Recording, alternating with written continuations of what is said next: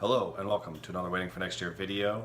This week we're going to talk quickly about the Browns drubbing today at the hands of the Baltimore Ravens. They lost 24-10. It was pretty ugly from beginning to end. You know, the story coming out today was probably DeShone Kizer. He had a really rough day, throwing interceptions, fumbles, just didn't seem to be able to get anything going. He left the game for a bit due to a migraine, and as someone who has migraines fairly often, who literally has a migraine right now but could not get Kevin Hogan to sit in on this video for me, I'm gonna absolve him a little bit. Migraines are pretty debilitating, they're pretty awful. It was also his second game against a tough defense on the road, his first road game, and if he hadn't had the migraine issues, I think this isn't a hugely surprising outcome. Obviously you don't want to see it, but these games are going to happen to every quarterback. I feel like we're still too early in the season to kind of understand what kind of team this is going to be. Last week they played the Steelers tough, and everybody kind of moved forward thinking that was the team they're going to be. This week they got beat pretty well up and down the field, and I don't know that we can say that that's the team that they are either. It's early in the season.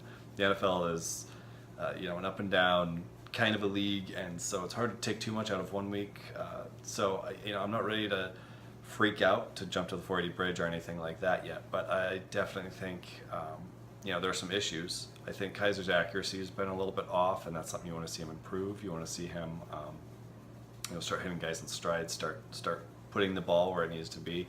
You know he can do it. He does it fairly often, but I think there's some issues with consistency there, and it results in some plays like some drops and some things that get the ball up in the air and can create turnovers that way.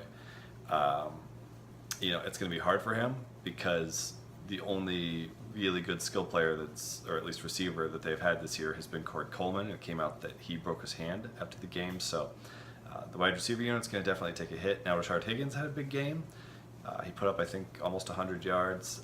Looked like a real weapon out there. So hopefully Kizer can develop some chemistry with him and can keep things going, because that's a thin unit, and losing Coleman, who's kind of been the bright spot, is definitely going to hurt them quite a bit. One of the issues again for the Browns is the running game, and I harped on this last week. I harped on it in the preview video. They've invested a ton of assets in that offensive line, draft picks, free agency dollars. They were under 100 yards rushing as a team again.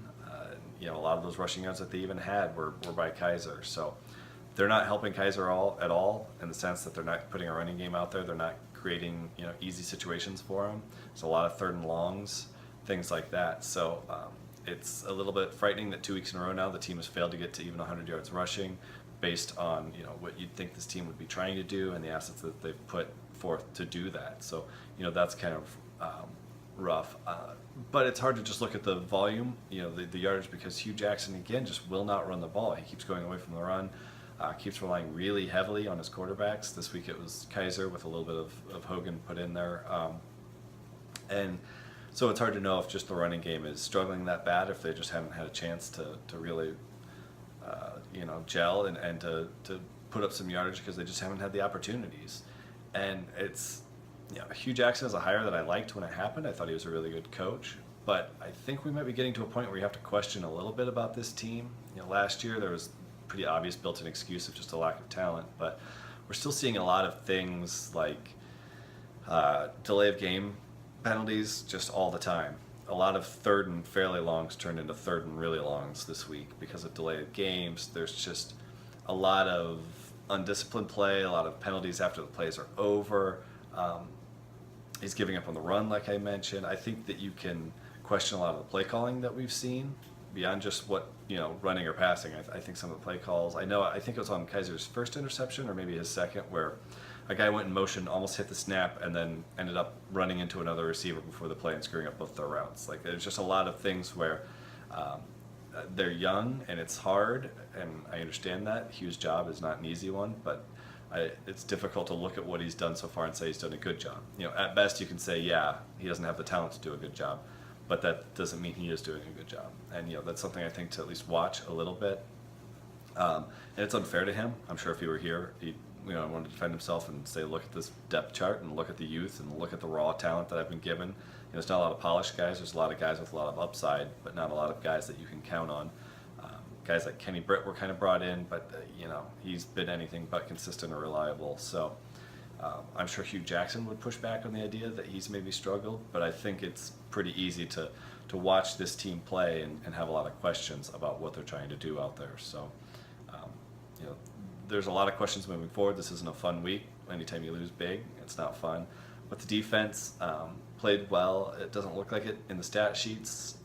Baltimore was fairly efficient in the passing game and the running game, but they were given a short field a lot. And I think there's some talent there on the Browns defense, and that's an area that I think once we see Myles Garrett come back, we'll kind of round into shape. We've got a lot of talent on the defensive line that is not made to get to the passer quite like Garrett. I think once you add somebody like Garrett, all the surrounding pieces make a little bit more sense. So on to the next week. Can't dwell on it too long. Like I said, I think in the NFL, there's a lot of ebbs and flows. There's a lot of up and down, and it's hard to take too much out of any one week. So just like week 1 didn't mean that the Browns were something great, I don't think week 2 means that they're something terrible. They need to come out. The schedule eases up. A couple of very winnable games. Get some confidence. Get those guys going. And hopefully the loss of Coleman won't be too great. So keep the head ups. We'll see him again next week. Thanks for watching. Again, this is Waiting for Next Year. Please like, comment, subscribe. When you subscribe, you get notifications anytime that I post a video, and I've got some great guests lined up. Anytime Craig does one of his podcasts, that gets uploaded to our YouTube page. Really have quite a bit of content coming every week at this point. So if you subscribe, it's all in one easy place. You can get to it easy. Watch my beautiful face, listen to Craig's wonderful voice, and get all your Waiting for Next Year content. So until next time, thanks for watching.